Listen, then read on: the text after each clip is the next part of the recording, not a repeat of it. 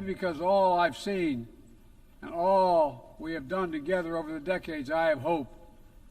I know there is a way forward.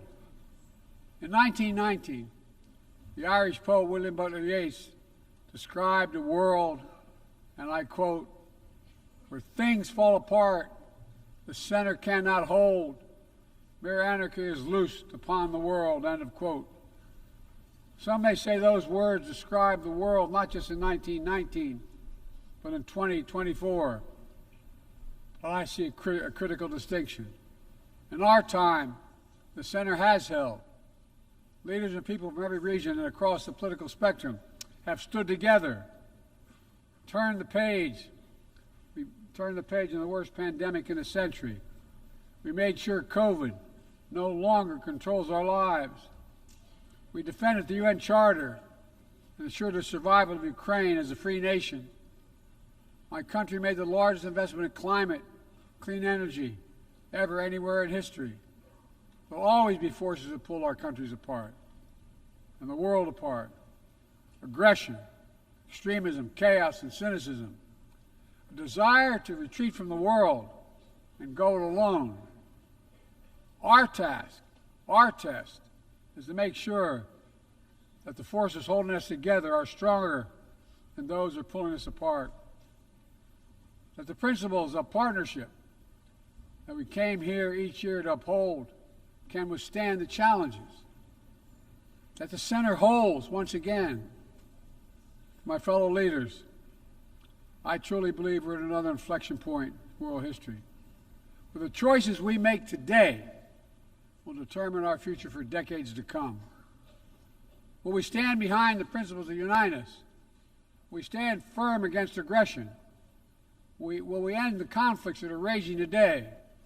Will we take on global challenges like climate change, hunger, and disease?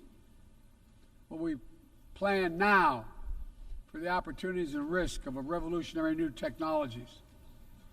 I want to talk today about each of these decisions and the actions, in my view, we must take. To start, each of us in this body has made a commitment to the principles of the UN Charter to stand up against aggression. When Russia invaded Ukraine, we could have stood by and merely protested.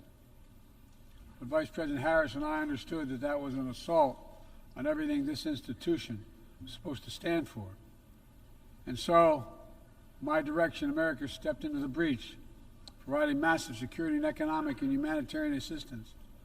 Our NATO allies and partners in 50-plus nations stood up as well. But most importantly, the Ukrainian people stood up. I asked the people of this chamber to stand up for them. The good news is Putin's war has failed and at his core aim. He set out to destroy Ukraine, but Ukraine is still free. He set out to weaken NATO, but NATO is bigger, stronger, and more united than ever before, with 2 new members, Finland and Sweden. But we cannot let up. The world now has another choice to make. Will we sustain our support to help Ukraine win this war and preserve its freedom, or walk away and let aggression be renewed and a nation be destroyed? I know my answer. We cannot grow weary. We cannot look away. And we will not let up on our support for Ukraine. Not until Ukraine wins a just and durable peace in the UN Charter.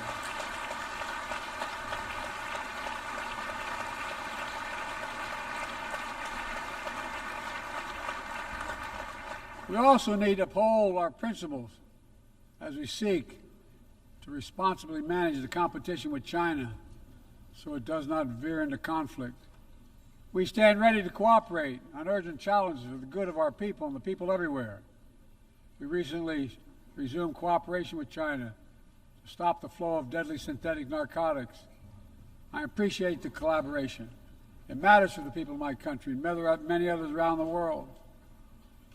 On matters of conviction, the United States is unabashed, pushing back against unfair economic competition, against military coercion of other nations and in the South China Sea, and maintaining peace and stability across the Taiwan Straits, and protecting our most advanced technologies so they cannot be used against us or any of our partners. At the same time, we're going to continue to strengthen our network of alliances and partnerships across the Indo-Pacific. These partnerships are not against any nation. They're building blocks for a free, open, secure, and peaceful Indo-Pacific. We're also working to bring greater measure of peace and stability to the Middle East.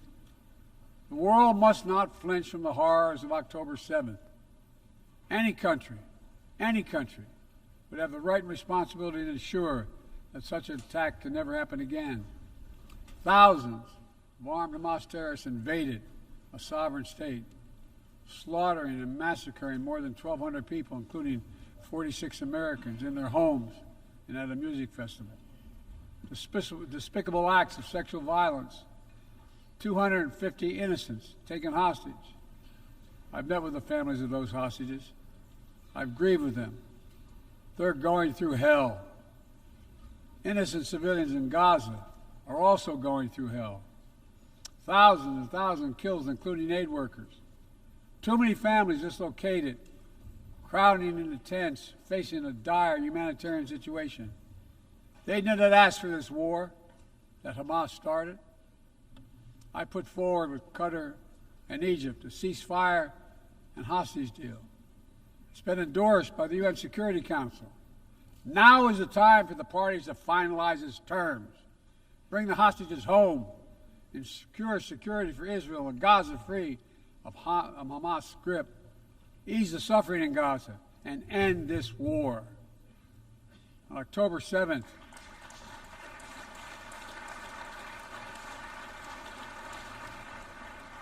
since October 7th, we've also been determined to prevent a wider war that engulfs the entire region. Hezbollah, unprovoked, during the October 7th attack, launching rockets into Israel. Almost a year later, too many on each side of the Israeli-Lebanon border remain displaced. Full-scale war is not in anyone's interest. Even if the situation has escalated, a diplomatic solution is still possible. In fact, it remains the only path to lasting security to allow the residents from both countries to return to their homes and the border safely. And that's what we're working tirelessly to achieve. As we look ahead, we must also address the rise of violence against innocent Palestinians on the West Bank and set the conditions for a better future, including a two-state solution where Israel enjoys security and peace and full recognition and normalized relations with all its neighbors, where Palestinians live in security, dignity, and self-determination in a state of their own.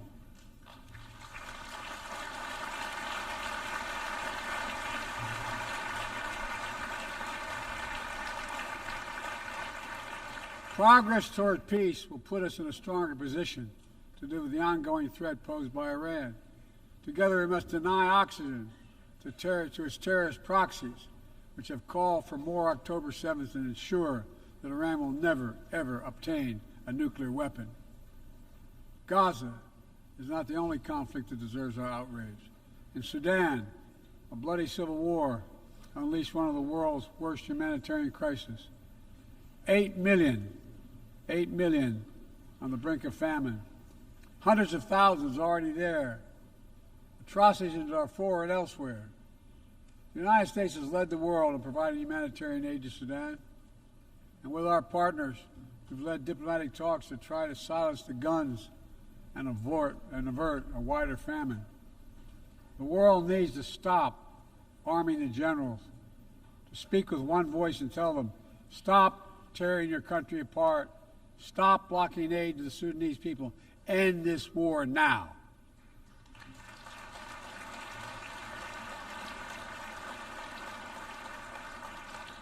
But people need more than the absence of war. They need a chance to live in dignity. They need to be protected from the ravages of climate change, hunger, and disease. Our administration has invested over $150 billion to make progress in other sustainable development goals. It includes $20 billion for food security, over $50 billion for global health. We've mobilized billions more in private sector investment. We've taken the most ambitious climate action in history. We've moved to rejoin the Paris Agreement on day one. And today, my country is finally on track to cut emissions in half by 2030. On track to honor my pledge to quadruple climate financing to developing nations with $11 billion thus far this year. We've rejoined the World Health Organization, donating nearly 700 million doses of COVID vaccine to 117 countries. We must now move quickly to face Mpox outbreak in Africa. We're prepared to commit $500 million to help African countries prevent and respond to Mpox and to donate 1 million doses of Mpox vaccine now.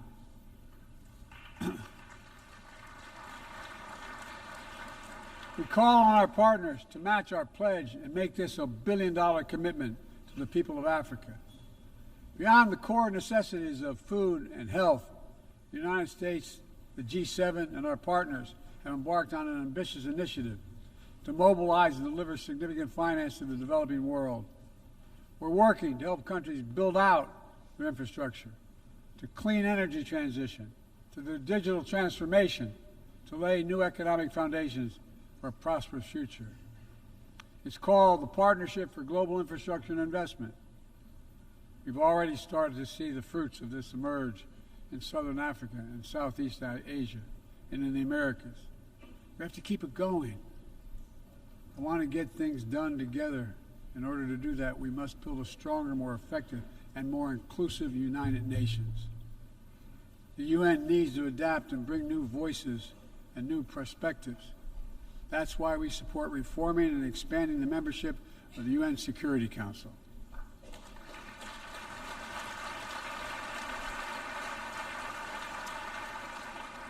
My UN ambassador just laid out our detailed vision to reflect today's world, not yesterday's. It's time to move forward.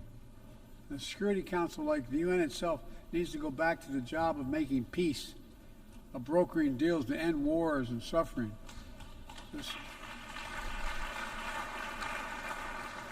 And to stop the spread of the most dangerous weapons, of stabilizing troubled regions in East Africa, from East Africa to Haiti, to Kenya-led mission that's working alongside the Haitian people to turn the tide. We also have a responsibility to prepare our citizens for the future. We'll see more technological change, I argue, in the next 2 to 10 years than we have in the last 50 years. Artificial intelligence is going to change our ways of life, our ways of work, and our ways of war. It could usher in scientific progress at a pace never seen before, and much of it could make our lives better. But AI also brings profound risks, from deep fakes to disinformation, to novel pathogens, to bioweapons. We've worked at home and abroad to define the new norms and standards. This year, we achieved the first ever General Assembly resolution on AI to start developing global rules of the road. We also announced a declaration on the responsible use of AI, joined by 60 countries in this chamber. But let's be honest, this is just the tip of the iceberg, what we need to do to manage this new technology. Nothing is certain about how AI will evolve or how it will be deployed. No one knows all the answers. My fellow leaders, it's with humility I offer 2 questions. First, how do we as an international community govern AI? As countries and companies race to uncertain frontiers, we need an equally urgent effort to ensure AI's safety, security, and trustworthiness. As AI grows more powerful, it also must grow more responsive to our collective needs and values. Benefits of all must be shared equitably. It should be harnessed to narrow, not deepen digital divides. Second, will we ensure that AI supports rather than undermines the core principles that human life has value and all humans deserve dignity? We must make certain that the awesome capabilities of AI will be used to uplift and empower everyday people, not to give dictators more powerful shackles on the human spirit. In the years ahead, there may well be no greater test of our leadership than how we deal with AI.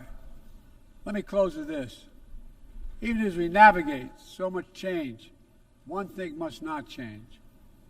We must never forget who we're here to represent. We, the people. These are the first words of our Constitution, the very idea of America. They inspired the opening words of the UN Charter. I made the preservation of democracy the central cause of my presidency. This summer, I faced a decision whether to seek a second term as president. It was a difficult decision. Being president has been the honor of my life. There's so much more I want to get done.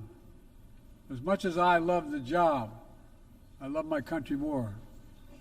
I decided after 50 years of public service, it's time for a new generation of leadership to take my nation forward. My fellow leaders, let us never forget, some things are more important than staying in power. It's your people.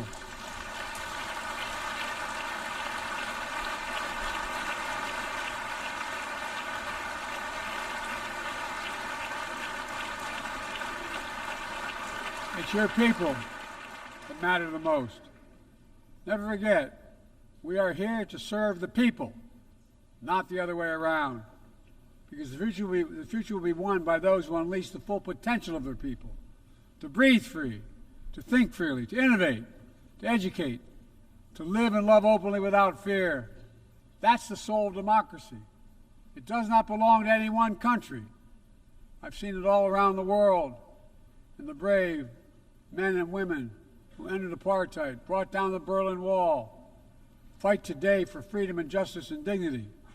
We saw it, that universal yearning for rights and freedom in Venezuela, where millions cast their vote for change that hadn't been recognized. But it can't be denied. The world knows the truth. We saw in Uganda LGBT activists demanding safety and recognition of their common humanity. We've seen citizens across the world peacefully choosing their future, from Ghana to India to South Korea, nations representing 1/4 of humanity who will hold elections this year alone. It's remarkable, the power of we the people, that makes me more optimistic about the future than I've ever been. Since I was first elected to the United States Senate in 1972, every age faces its challenges. I saw it as a young man. I see it today. But we are stronger than we think. We're stronger together than alone. And what the people call impossible is just an illusion. Nelson Mandela taught us, and I quote, "It always seems impossible until it's done. It always seems impossible until it's done." My fellow leaders, there is nothing that's beyond our capacity if we work together. Let's work together. God bless you all, and may God protect all those who seek peace. Thank you.